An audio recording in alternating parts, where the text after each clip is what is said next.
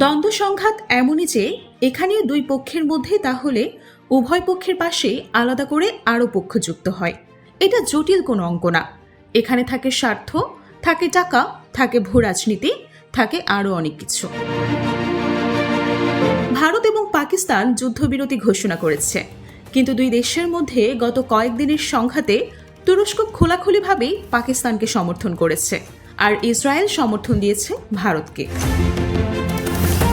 তবে যুদ্ধবিরতির ঘোষণা আসার পর তুরস্ক এই সিদ্ধান্তকে স্বাগত জানিয়েছে এবং বলেছে দুই দেশের উচিত এই সুযোগকে কাজে লাগিয়ে সমস্যা সমাধানে সুস্থ ও সরাসরি আলোচনা শুরু করা। কিন্তু পাক ভারত সংঘর্ষ চলাকালে যখন বিশ্বের প্রায় সব দেশ নিরপেক্ষ ভূমিকা পালন করেছে, ঠিক সে সময় তুরস্ক এবং ইসরায়েল নিজেদের ইচ্ছে মতো পক্ষ অবলম্বন করেছে। শুক্রবার ভারত অভিযোগ করে পাকিস্তান তুর্কি ড্রোন ব্যবহার করেছে। অন্যদিকে পাকিস্তান বলেছে ভারত ইসরায়েলি ড্রোন ব্যবহার করেছে। চলতি সপ্তাহে তুরস্কের বিমান বাহিনীর একটি জেট C-130 পাকিস্তানে অবতরণ করেছে। তুরস্ক বলেছে সেটি জ্বালানি তেল নেওয়ার জন্য এসেছে। এর আগে তুরস্কের একটি যুদ্ধজাহাজ করাচি বন্দরে নোঙর করেছে, যা বন্ধুত্বের নিদর্শন হিসেবে পাঠানো হয়েছে বলে তুরস্ক জানিয়েছে।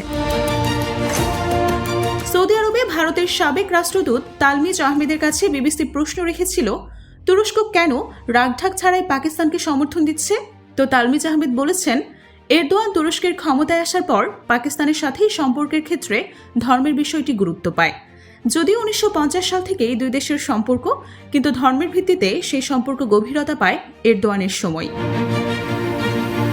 মুসলিম বিশ্বকে নেতৃত্ব দেওয়ার লক্ষ্যে 2019 সালের ডিসেম্বরে এরদোয়ান মালয়েশিয়া, ইরান এবং পাকিস্তানকে নিয়ে একটি উদ্যোগ নিয়েছিলেন, কিন্তু সেখানে পাকিস্তানের যোগদান আটকে দেয় সৌদি আরব।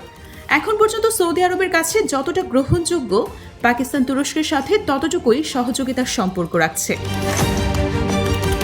ইসলামিক বা মুসলিম রাষ্ট্রসমূহের মধ্যে পাকিস্তানই একমাত্র পারমাণবিক শক্তিধর দেশ। এক্ষেত্রে ইসলামী দেশগুলোর কাছে তার গুরুত্ব অপরিসীম। তুরস্ক এবং পাকিস্তানের ঐক্য ও সুসম্পর্কের বিষয়টি গত কয়েক দশক ধরেই আন্তর্জাতিক অঙ্গনে দৃশ্যমান একটি ব্যাপার। পরস্পরের অভ্যন্তরীণ বিষয়ে পরস্পরকে সমর্থন দিয়ে আসছে দেশ দুটো। আজারবাইজান ইস্যুতেও দুই দেশের সম্পর্ক ঘনিষ্ঠ। আর্মেনিয়া ইস্যুতে তুরস্ক, পাকিস্তান এবং আজারবাইজানের ঐক্য দেখা গেছে। পাকিস্তান বিশ্বের একমাত্র দেশ যে আর্মেনিয়াকে সার্বভৌম রাষ্ট্রের স্বীকৃতি দেয়নি। আজারবাইজান বিতর্কিত অঞ্চল নারগানো কারাবাখের কর্তৃত্ব দাবি করে এবং পাকিস্তান সে দাবি সমর্থন করে। তুরস্কের অবস্থানও এই বিষয়ে একই, আর তার প্রত্যুত্তরে তুরস্ক কাশ্মীর ইস্যুতে পাকিস্তানকে সমর্থন করে।